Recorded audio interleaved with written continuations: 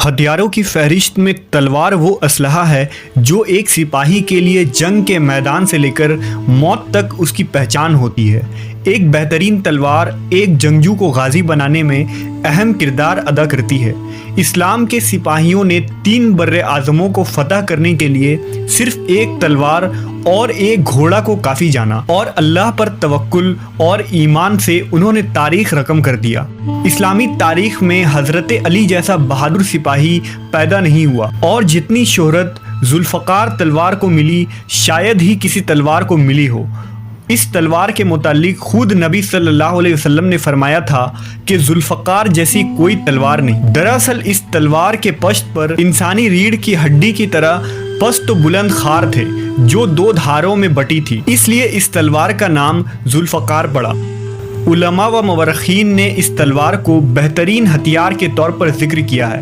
ذوالفقار کا ذکر احادیث میں بھی ملتی ہے جو ایک کاٹدار تلوار تھی، جبکہ محققین کی ایک گروہ ذوالفقار کو ایک آسمانی تلوار مانتی ہے جو نبی صلی اللہ علیہ وسلم کو عطا کی گئی تھی اور پھر آپ نے حضرت علی کو دیا، جو آپ کی نسلوں میں منتقل ہوتی گئی۔ یہ تلوار نبی صلی اللہ علیہ وسلم کو کہاں سے ملی تھی، اس کے متعلق مختلف نظریات اور آراء ملتی ہے۔ اہل سنت کے کتابوں کے مطابق یہ تلوار قریش مکہ نے بنوائی تھی، جس میں چین اور ہند سے لائے گئے لوہے اور معدنیات شامل تھے۔ یہ تلوار عاص بن منبع کے پاس تھی جو کفار مکہ سے تھا، اور صحابہ نے اسے جنگ بدر میں قتل کیا تھا، لہٰذا اس کی تلوار بھی مال غنیمت میں آ گئی اور نبی صلی اللہ علیہ وسلم کے پاس رہی، یہاں تک کہ غزوہ احد لڑی گئی، جس میں حضرت علی علیہ السلام نے نبی صلی اللہ علیہ وسلم کے لیے جانثاری کی اور بہت سی قربانیاں دیں، جس پر نبی نے فرمایا تھا کہ میں علی سے ہوں اور علی مجھ سے ہے۔ پھر آپ نے ذوالفقار حضرت علی کو دیا۔ اس کے بعد آسمان سے ایک آواز آئی، لا سیف الا الذوالفقار، ذوالفقار جیسی کوئی تلوار نہیں اور علی جیسا بہادر کوئی نہیں۔ اس روایت کو طبری اور ابن اسیر نے اپنی تاریخ میں نقل کیا ہے۔ اللہ نے سورہ حدید میں فرمایا، اور ہم نے لوہا بھی اتارا جس میں سخت جنگ کے سامان اور لوگوں کے فائدے بھی ہیں۔ مفسرین نے لکھا کہ اس آیت میں ذوالفقار کی طرف اشارہ ہے جو آسمان سے پیغمبر کے لیے نازل ہوئی ہے۔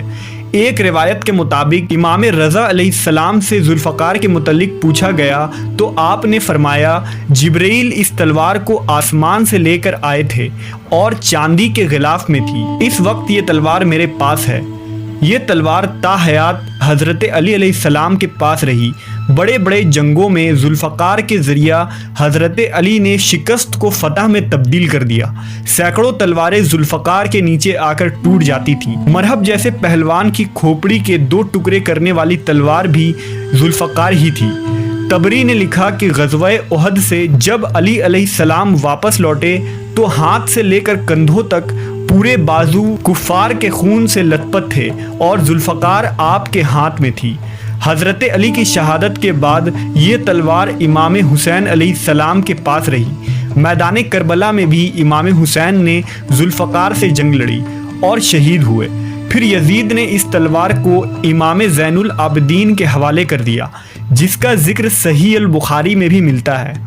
اسی طرح آپ کی اولاد میں یہ تلوار امام باقر اور امام جعفر علیہ السلام کے پاس رہی۔ پھر یہ تلوار کہاں گئی، اس کے متعلق اختلاف پائی جاتی ہے۔ ایک رائے کے مطابق یہ تلوار عبداللہ بن حسن یعنی نفس زکیہ کے پاس تھی، جب انہوں نے خلافت عباسیہ کے خلیفہ منصور کے خلاف بغاوت کی تو انہیں شہید کر کے یہ تلوار عباسیوں نے لے لیا، اور پھر قاہرہ میں جب فاطمیوں کی حکومت آئی تو یہ تلوار ان کے پاس گئی۔ پھر ترک عثمانیوں کی حکومت آنے کے بعد ترکوں نے ذوالفقار لے کر اسے توپ کاپی میوزیم کی شان بنائی، جو آج بھی وہاں موجود ہے۔ جبکہ ایک رائے کے مطابق یہ تلوار اولاد علی کو منتقل ہوتی رہی، اور اب یہ امام مہدی علیہ السلام کے پاس ہے۔ جب وہ قرب قیامت میں ظاہر ہوں گے تو یہ تلوار ان کے ہاتھوں میں ہوگی۔